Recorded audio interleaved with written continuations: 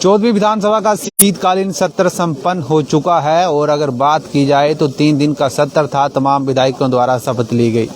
नमस्कार, live times TV देख रहे हैं आप। मैं हूं आपके साथ मिलन सिंह। मेरे साथ मेरे सहयोगी वीडियो जर्नलिस्ट राजेश कुमार जी हैं।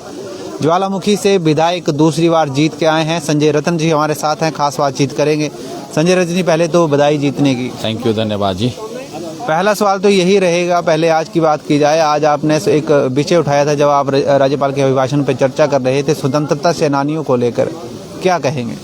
देखिए, भारतीय जनता पार्टी की सरकार जब रही 17 से 22 तक, तो जो स्वतंत्रता सेनानियों के कल्याण का बोर्ड है उसका पुनर्गठन भी इन्होंने 5 साल में नहीं किया और ये भूल गए स्वतंत्रता सेनानियों को, जिनकी वजह से आज हम लोग विधानसभा में हैं या आज हमें जो है ये बोलने की स्वतंत्रता मिली है, आज देश आज़ाद हुआ है।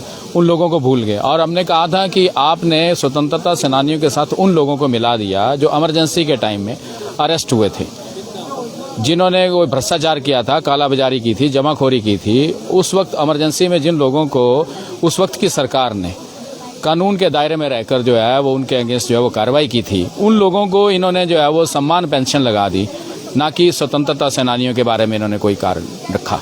तो यही हमने कहा था कि स्वतंत्रता सेनानी जिनकी वजह से आज देश आज़ाद हुआ है, हम लोग यहाँ बैठे हैं, उनका मान सम्मान बरकरार रखना चाहिए था, ना कि ऐसे लोगों का जिन्होंने जमाखोरी और कालाबाजारी में जो है वो अपने आप को संलिप्त किया था। दूसरी बार विधायक बने, इस बार जो है टक्कर है।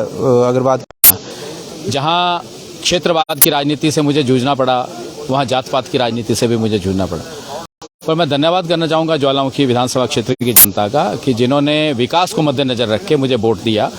वो जात पात से, क्षेत्रवाद से ऊपर उठकर उन्होंने जो है वो विकास को, जो मैंने 12 से 17 के बीच में जब मैं पहली बार विधायक बना और कांग्रेस पार्टी की सरकार थी और उस वक्त मुख्यमंत्री वीरभद्र सिंह जी थे, उनके आशीर्वाद से कांग्रेस पार्टी की सरकार में जो हमने काम किए थे, उन कामों को मद्देनजर रख के लोगों ने जो है, जनता ने जो है वो मुझे समर्थन दिया, सहयोग दिया और मुझे जिताकर दूसरी बार अपनी सेवा करने का मौका दिया।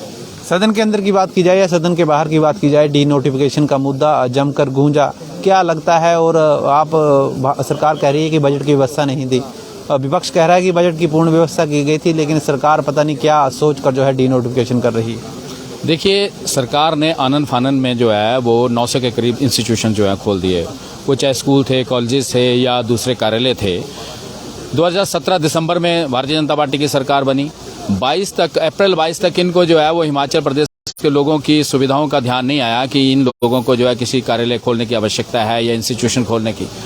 अप्रैल 2022 के बाद इन्होंने जो है वो चुनाव को मद्देनजर रखे लोगों को अपनी ओर आकर्षित करने के लिए इन्होंने जो है वो आनन फानन में जो है बिना बजट के इंस्टीट्यूशंस खोल दिए और कई जगह ऐसे इंस्टीट्यूशन खोल दिए जिसकी आवश्यकता इतनी ज़्यादा नहीं थी। एक विधानसभा क्षेत्र में 2 वीडियो ऑफिस, एक विधानसभा क्षेत्र में 2 एसडीएम ऑफिस।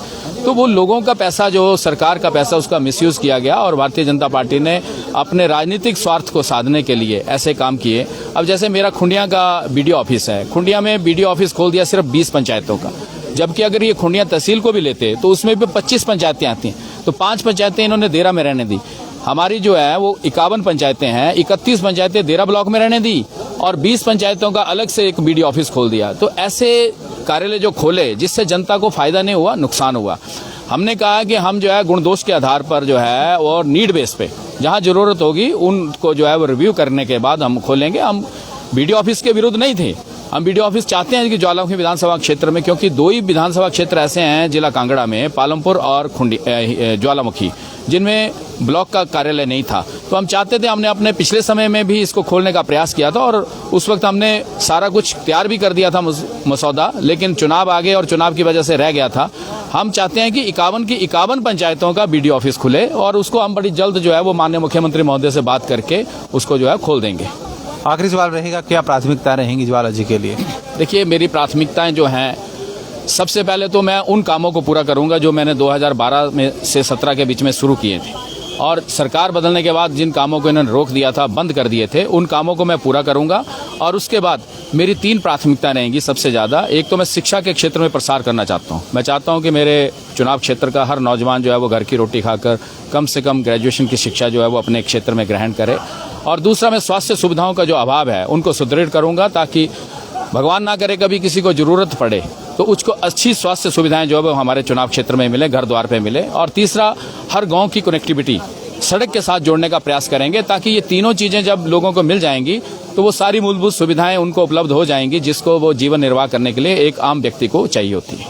शुक्रिया बातचीत। थैंक यू, धन्यवाद।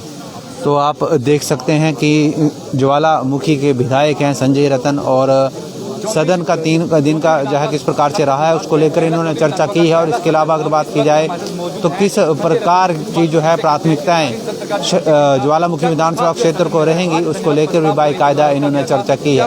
फिलहाल इस लाइव स्ट्रीम में इतना ही। इस स्ट्रीम को ज़्यादा से ज़्यादा शेयर करें और लाइव टाइम्स टीवी के पेज को फॉलो करना न भूलें। नमस्कार।